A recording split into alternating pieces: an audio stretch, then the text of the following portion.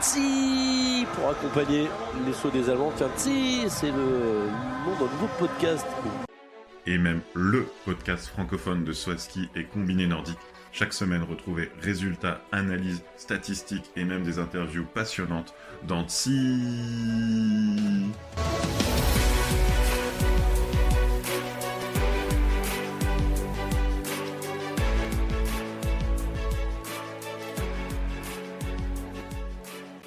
Bonjour et bienvenue à tous pour ce 70e épisode de Tsi. C'est aussi le premier épisode de la 3e saison. Un épisode qu'on enregistre en plein cœur de l'été parce que vient d'avoir lieu le Grand Prix d'été de Courchevel. Alors, on aurait pu avoir 2 week-ends de Grand Prix d'été qui s'enchaînaient, mais finalement, il y aura que Courchevel avec l'ISLA qui a été repoussé d'un mois. Donc, ça fait sens de débriefer tout de suite. Finalement, c'était 2 épreuves qui faisaient la première phase du Grand Prix de Courchevel. Un Grand Prix de Courchevel où finalement l'esprit olympique était partout. On a vu les Français et Françaises faire de magnifiques performances dans la digne lignée de leurs collègues des sports d'été. Il faut rappeler quand même qu'il y a seulement 48 heures avant le début du Grand Prix d'été, c'était encore les Jeux d'été, mais aussi parce qu'on sait que les tremplins de Courchevel vont accueillir les Jeux Olympiques de 2030, et 2030, ça va vite arriver. Mais enfin aussi parce que ces Grands Prix d'été marquent le début de la collecte des points pour les quotas pour les Jeux d'hiver de 2026. Donc pendant un an et demi, les sauteurs de tous les pays vont collecter des points qui serviront pour les quotas de leur pays. Donc de l'olympisme partout. Et c'est de ça dont on va parler avec Caroline qui m'accompagne aujourd'hui. Bonjour Caroline. Bonjour Romain, bonjour à tous. Un grand plaisir d'être là aujourd'hui après alors j'allais dire magnifique week-end, mais après ces magnifiques 2 jours à Courchevel de ce premier Grand Prix d'été de la saison. Effectivement, tu étais également à Courchevel. Alors toi, tu es une habituée des lieux. Ça fait longtemps que tu fréquentes le Grand Prix d'été de Courchevel. Alors oui, tout à fait. D'ailleurs, j'avais fait un petit résumé de Courchevel en quelques chiffres. Et dans ces quelques chiffres, il y avait notamment le chiffre 25, 25 qui est le nombre d'années depuis la première fois que je suis allée à Courchevel au Grand Prix d'été. Puisque c'était en 1999, à la grande époque des Martin Schmitt et Sven Hannawald et des Japonais Funaki, Harada et compagnie. C'est magnifique, sachant que le premier Grand Prix d'été a eu lieu en 91 pour la construction de ces tremplins pour les Jeux Olympiques d'Albertville. On revient encore aux Jeux Olympiques, c'est vraiment le fil rouge du moment. Et donc ouais, tu as renoué avec ce tremplin. Bah justement, dis-nous un peu quels sont déjà tes ressentis très subjectifs en vrai, c'est vrai qu'on va dire plusieurs fois ce week-end, je crois que mais bon, c'était mardi, mercredi. Mais bon, ça ressemblait à un week-end, on va dire, de ces 2 jours à Courchevel. Alors déjà, c'était un grand bonheur de retrouver ce site parce que le site de Courchevel est splendide, malgré la météo qui n'a pas toujours été favorable dans le week-end, voire un peu capricieuse. Mais surtout, voilà, c'était l'occasion de revoir du saut à très haut niveau, de voir, pour ma part, pour la première fois, du saut féminin à si haut niveau. Parce que la dernière fois, ça remontait au championnat du monde d'Oslo, où voilà, il y avait un niveau global qui était quand même moins élevé qu'aujourd'hui. Donc je sais qu'on en parlera un peu plus tard, mais de voir des Français et Françaises à très haut niveau, et ça, c'était un pur régal. L'ambiance était au top. Tout le monde était encouragé, bien sûr, les Français un peu plus, et on avait des grandes clameurs qu'on entendait depuis la pente lorsqu'il y avait des beaux sauts. Et l'organisation était superbe aussi, absolument que de bonnes choses à dire à ce sujet-là aussi. Oui, c'est clair. Il y aura peut-être juste, voilà, manqué du soleil du matin au soir, mais ça, c'est la montagne en été. Les qualifications, alors c'était des longues journées au tremplin pour tout le monde et pour les sauteurs, les sauteuses, les ouvreurs aussi, hein, qu'on n'oublie pas qui sont là de 7h30 à 21h le soir. Bon, nous, voilà, on était là aussi pour couvrir l'événement, on va dire, mais c'est que du plaisir pour nous, mais ça faisait des longues journées. Les qualifications et sauts d'entraînement avaient lieu le matin. Il y avait une pause au moment en gros, de 12h à 16h, et les épreuves avaient lieu l'après-midi. Et l'après-midi en montagne, c'est souvent orage. Alors, pour les courageux, quand on regardait la télé, vous avez peut-être pas tout compris. Et d'ailleurs, rassurez-vous, nous sur place, on n'a pas tout compris non plus. Ça changeait beaucoup de plateformes. Il y avait du vent qui était parfois, on va dire, c'était globalement de dos, mais c'était assez faible de dos ou très fort de dos. Toi, est-ce que tu as eu l'impression un peu de comprendre les résultats ou tu as juste profité de voir des beaux sauts? Alors non, pour être honnête, j'ai pas compris forcément grand-chose au résultat parce que déjà quand on est dans la pente pour apprécier le spectacle, pour prendre des photos, on voit pas forcément le bas du tremplin. Donc on peut se fier un petit peu au cri du public, mais ça suffit pas toujours. Quand on est dans la pente, on n'entend pas non plus beaucoup le speaker, donc c'est vrai qu'on manque beaucoup d'informations. Et les seules informations qu'on a, c'est ce qui se passe au tremplin. C'est les changements de plateforme, alors parfois dû au vent, parfois dû à des coach requests.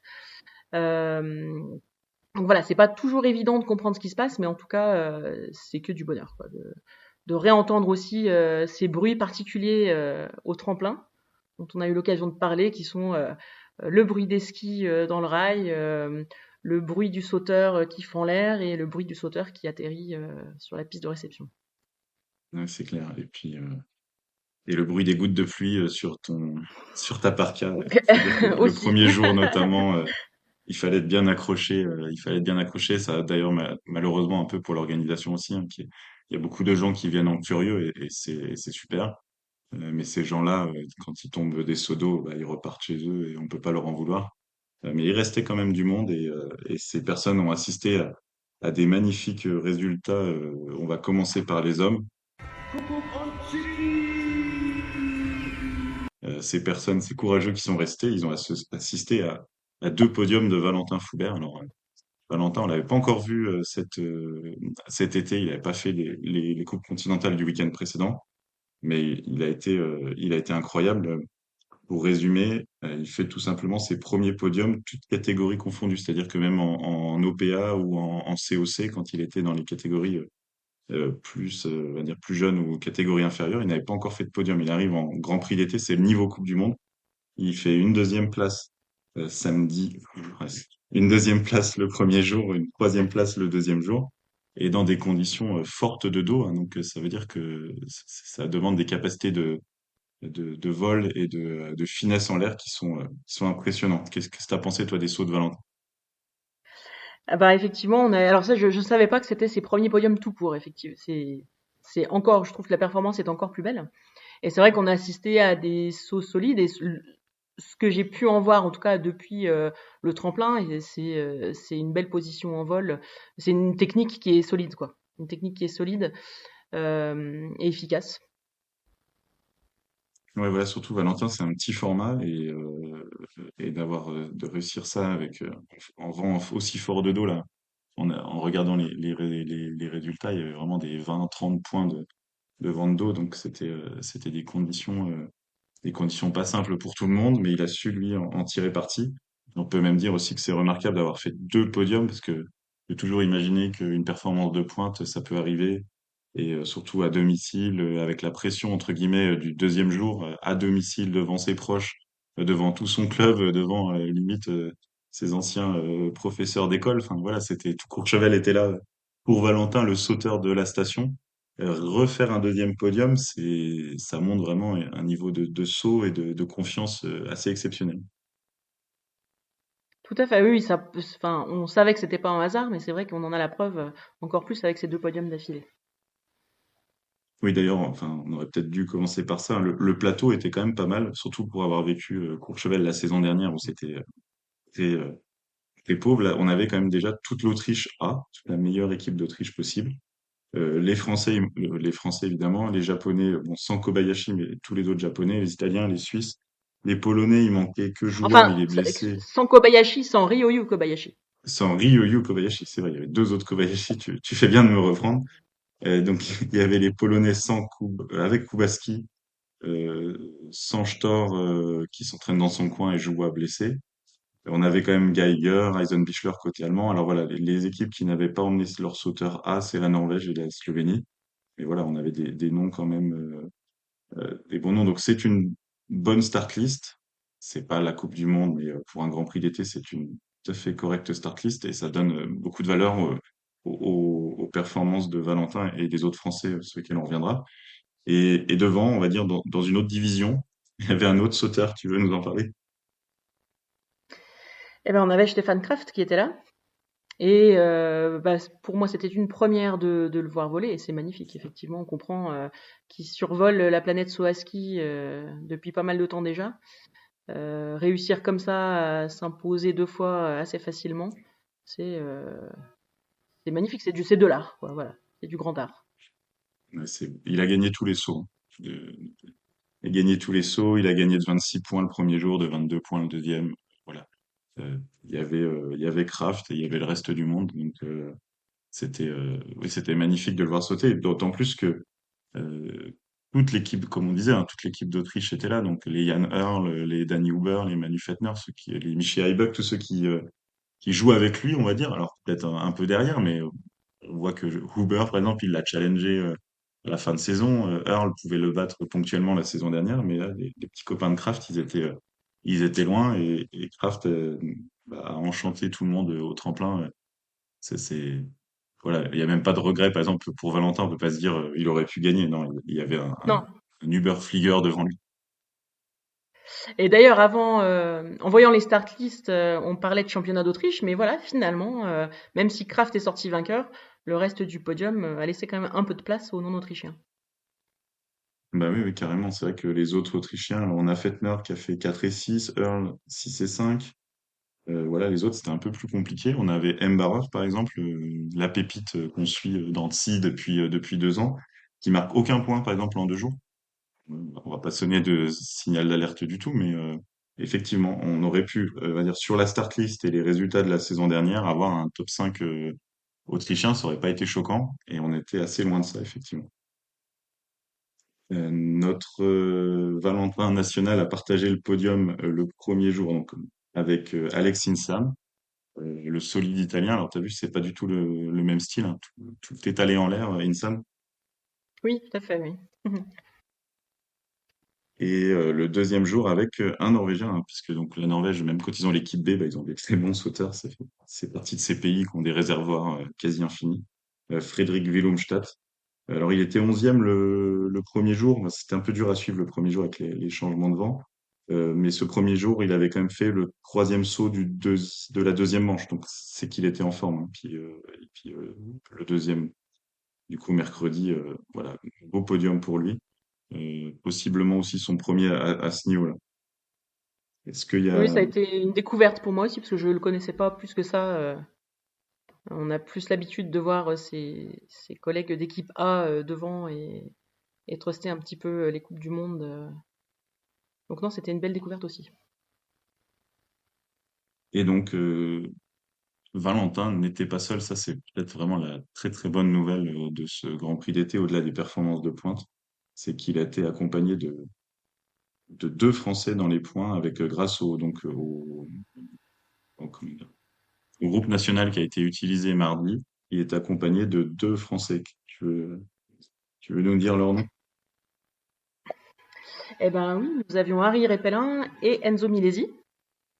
D'ailleurs, je ne savais pas, je l'ai appris à cette occasion que voilà, le groupe national ne pouvait être utilisé que sur une des deux compétitions seulement.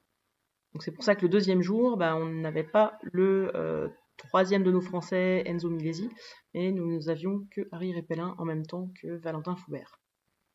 Donc Harry, Et qui en c'était... plus... Oui, pardon. Oui, non, je disais, voilà, ils ont été tous les trois dans les points le premier jour, et ça c'est formidable. À ce niveau-là, Ouais, d'arriver à avoir tout le monde dans les points, c'est une très belle performance, outre la deuxième place de Valentin. surtout qu'on peut dire que Enzo Milesi, on l'a presque vu venir, parce que si on revient 48 heures plus tôt, ils étaient en Allemagne à Interzarten pour les coupes continentales.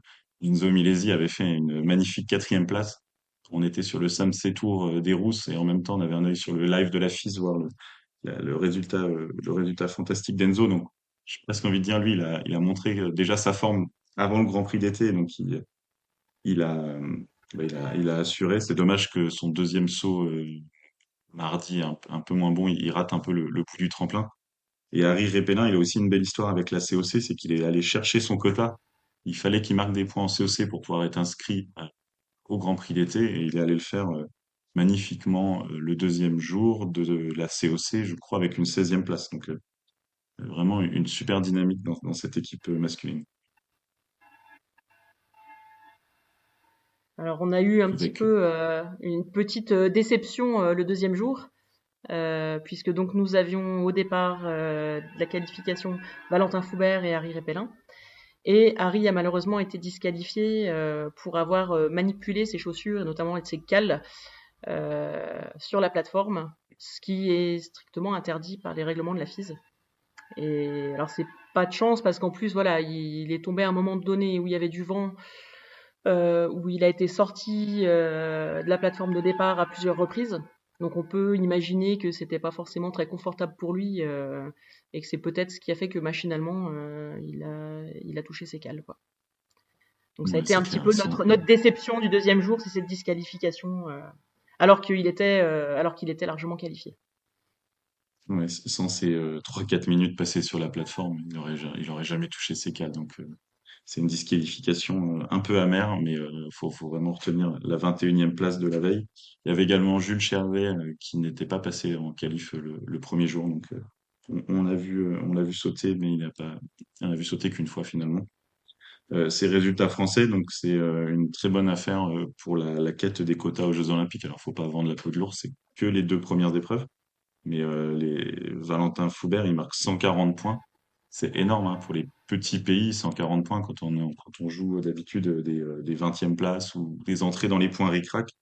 Et puis, bah, mine de rien, Harry et Enzo, ils ont contribué aussi. Donc, ça va être le fil rouge pendant 1 an et demi de suivre ça.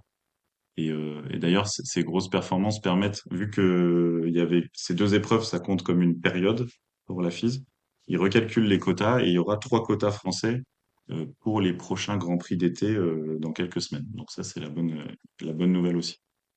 Bonne nouvelle et bonne opportunité d'aller rechercher des points à cette occasion. Ouais, c'est clair.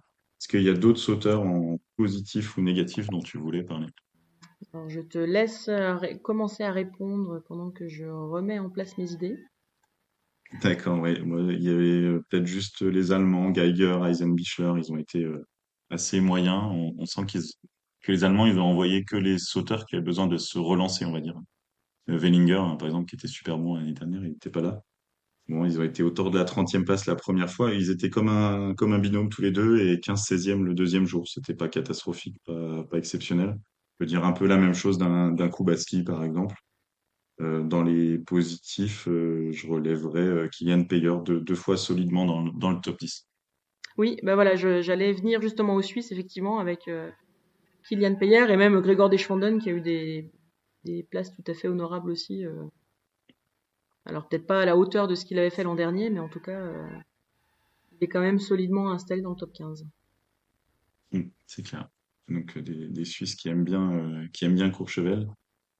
Le frère Kobayashi qui fait 2 fois 10e. Il y avait aussi Sakurato ou Taro Kobayashi, un autre sauteur qui arrive au niveau Coupe du Monde. Donc, il y avait aussi Keiichi Sato qu'on avait vu disparaître il y a un an et demi de la Coupe du Monde, qui est dans le top 10. Donc, voilà, c'est aussi ça le Grand Prix d'été, c'est des sauteurs à la relance qui viennent reprendre de la confiance. Et puis dans les petites déceptions, on pourrait mettre quand même les Américains et notamment Tate France, qui avait montré quand même des belles choses en fin de saison. Oui, c'est vrai. Est-ce que c'était euh, est-ce que c'était parce que le vent était de dos avec son style très voleur ou est-ce que c'est une méforme passagère? En tout cas, tu as raison de le relever. Est-ce que on passe au saut féminin? Mais tout à fait. Enfin, au saut des femmes en l'occurrence, le saut féminin, ça reste du saut à ski. Le saut des femmes, faut être rigoureux. Alors là, on avait, comme très souvent, un plateau très proche de celui de la Coupe du Monde pour la compète féminine. La meilleure équipe de Slovénie possible, à part Nika Krishnar. Alors, elle a changé de nom, mais comme elle n'était pas là, on ne sait pas encore son. Je ne me souviens plus de son nom de famille. Les meilleures japonaises, les meilleures canadiennes. Alors, c'est jamais surprenant qu'ils soient là, hein. C'est les pays qui sont en camp, qui sont tout l'été en fait en Slovénie, qui sont contents de venir faire des compétitions. Évidemment, les meilleures françaises, les tchèques, les meilleures autrichiennes sauf Pinkelnick, les italiennes. Enfin voilà, on Il peut juste manquait que relever les qu'il meilleures manquait norvégiennes, quoi. voilà, et les Allemandes Voilà. qui avaient Et fait les le choix de Allemandes. rester à domicile pour la COC. Donc ça fait quand même des absentes de marque, mais voilà, si on enlève ces 2 pays, c'était une affiche de Coupe du Monde. Et de qui tu voudrais parler en premier dans les sauteuses? eh ben, on peut pas faire l'impasse quand même sur Joséphine Panier. Puisqu'effectivement, elle était très attendue au vu de ses résultats de la saison dernière.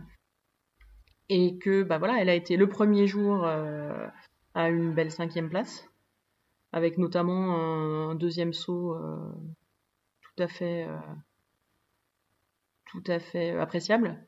Et puis que le deuxième jour, elle nous a offert, alors avec un petit coup du sort certes, mais elle nous a quand même offert le 3e podium français des 2 jours. Et ça, c'était une belle joie aussi.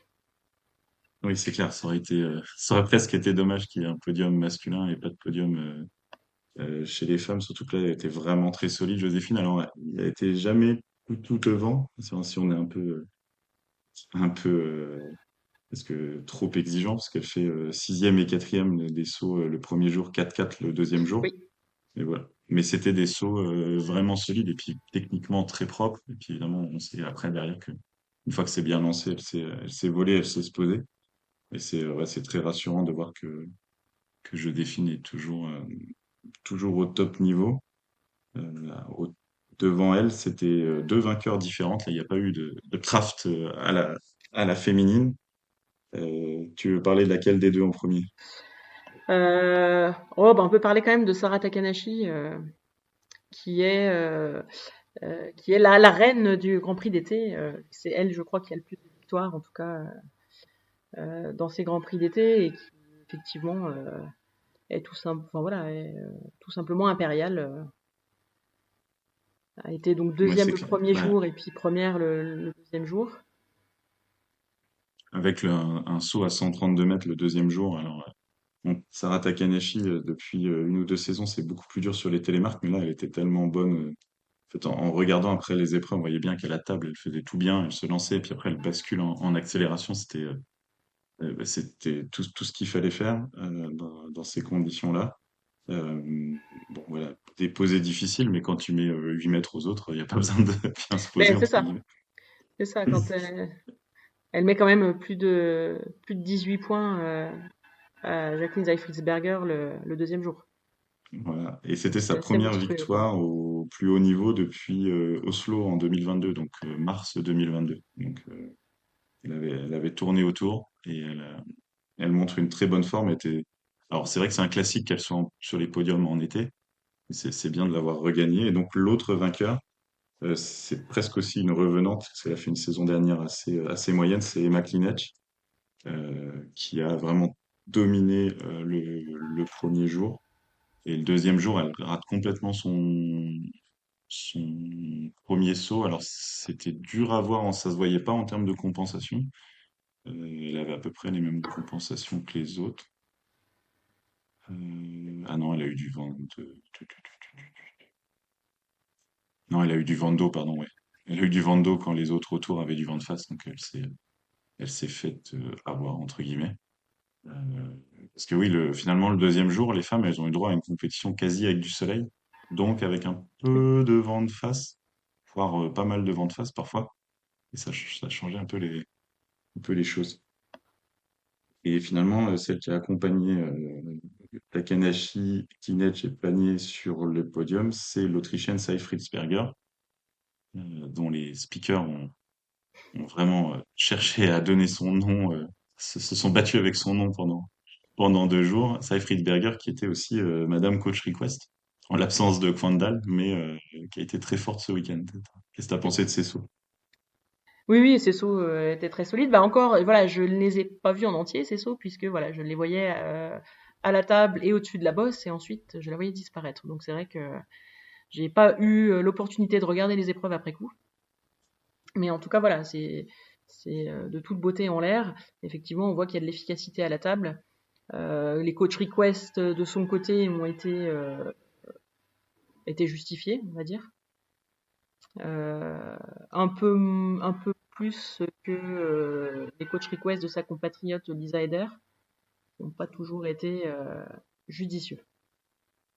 Ouais, voilà, elle aurait pu quand même gratter des places hein, avec les points des coach requests, mais c'est le jeu. Je crois que le coach autrichien devait savoir que Seifritzberger et Eder étaient très en forme, et c'est vrai que ça a été quasi systématique. Donc, Bon, on verra ce que ça donnera l'hiver prochain. En tout cas, les deux sont en forme. Alisa Eder, elle fait 4 et 5.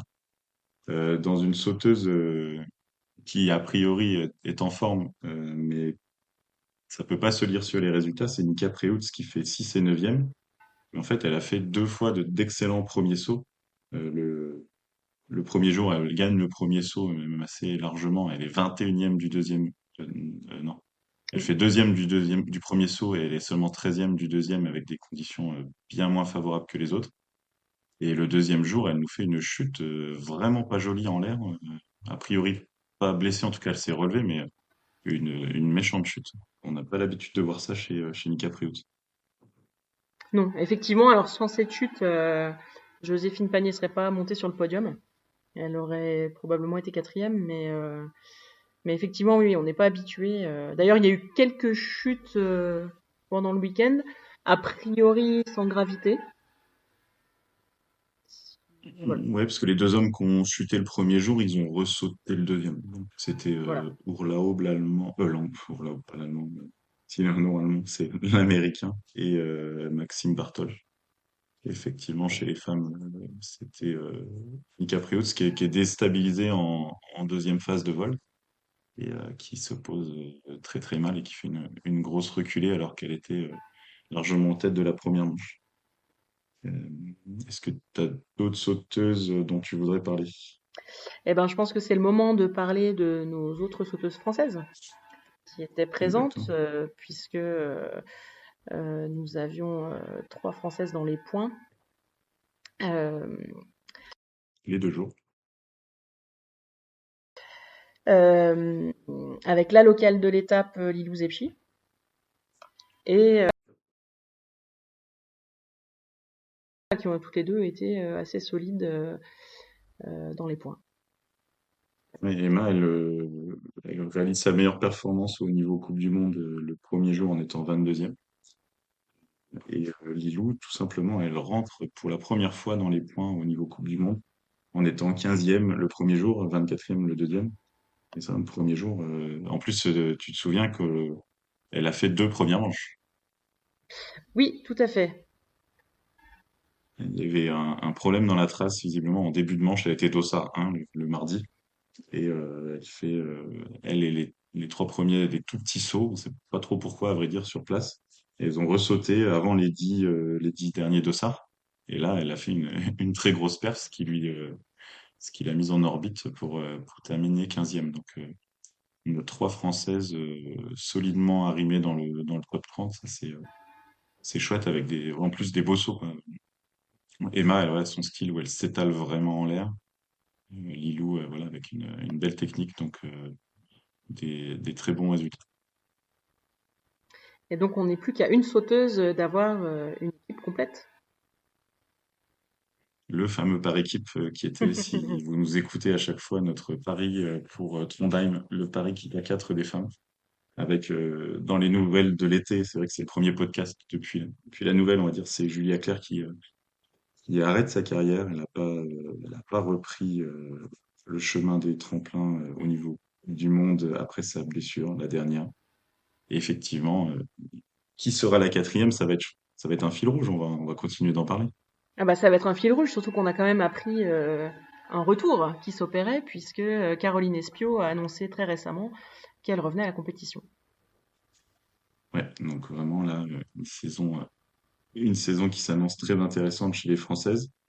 Du côté des autres pays, je voudrais dire que l'outil n'était pas top, surtout en l'air. Alors elle a fait 10e et quatrième, mais vraiment, là, pour avoir encore revu ses sauts après, beaucoup de freinage en l'air, un peu la bas de l'outil, il y a vraiment elle a une double face un peu derrière. Quand elle se met bien les skis à l'horizontale, elle est capable d'emmener tout son système et de voler, d'accélérer. Et là, la loutite de ces deux jours, c'était la loutite avec les skis en freinage, et c'était pas joli joli. Est-ce que tu avais une autre sauteuse à citer, tableau d'honneur ou en déception? On peut aussi relever les bonnes performances de Iwasa, la japonaise, et de Liu Qi, la chinoise, on la voit jamais sur plusieurs étapes de suite. C'est dommage parce que là, elle fait pas dans 13e et 7e, donc c'était pas mal. Pendant ce temps-là, est-ce que tu as trouvé un nom à nous dire? Non, personne. Non. Bah, la seule représentante norvégienne, on n'est pas trop mal sorti en étant dans les points et pas trop mal le premier jour. 14e le premier jour et puis 20, 27e le deuxième jour. Donc, Heidi voilà, de on va dire Razogut. que être en équipe B en Norvège, c'est quand même figurer honorablement dans les points en Coupe du Monde, quoi. Mais ça, on le Hmm, savait. c'est clair. Donc voilà pour Courchevel. Là, on a pris la pluie, mais on a aussi pris plein de belles émotions et c'est très prometteur pour la suite. La suite, ça se joue dans un mois, vers le 13-14 septembre à Vissois. Alors, ceux qui suivent un peu les news de la FISE, il y a eu un glissement sur une partie du tremplin enfin, en tout cas de la sortie de réception. C'est pour ça que ça n'a pas lieu là maintenant. On aurait dû ce samedi, dimanche avoir les deux épreuves polonaises, c'est dans un mois. Ce qui fait qu'il va y avoir un programme chargé de 4 week-ends de suite avec Wisla, Krasnov, Inzenbar et Klingenthal. Klingenthal qui est un peu l'épreuve de répétition générale où tout le monde vient. On verra pour les présences françaises comment les coachs et le staff voient les choses pour aller continuer à prendre des points ou continuer à s'entraîner. Ça sera à suivre. Et puis ben, on sera là pour débriefer à un moment ou à un autre de la suite de ce Grand Prix d'été. Un dernier mot, Caroline. Alors, un dernier en 2 jours, quand on compte les qualifications, les compétitions et nos ouvreurs qui étaient 8 Français et un Polonais. Et donc avec pas mal de jeunes Français prometteurs au SAMC Tour et puis évidemment en épreuve internationale COC, FESA Cup, etc. Et deuxième chiffre, qui est quand même pas des moindres, c'est que pour monter à la table du tremplin de Courchevel, et que nous avons eu l'occasion de gravir 4-5 fois, enfin pour moi 4 fois dans les 2 jours et pour toi un petit peu plus. Donc voilà, c'était les petits Ouais, chiffres insolites pour terminer sur Courchevel. excellent. Les mollets s'en souviennent et c'est bien de l'avoir en chiffres. Merci beaucoup. Merci Caroline. Écoute, on continue à suivre les événements des Français. Vous pouvez regarder sur les réseaux sociaux donc de Caroline et moi, donc Ski et Ski Museum. Il y aura les plus belles photos de ces 2 jours qu'on publiera au fur et à mesure. Ça demande un peu de travail, surtout qu'on est en plein été et qu'il y a d'autres choses à faire. Mais on s'est Tout régalé à fait. et on vous retrouve rapidement. Merci de nous avoir écoutés. Salut Caroline. Merci, à bientôt, au revoir.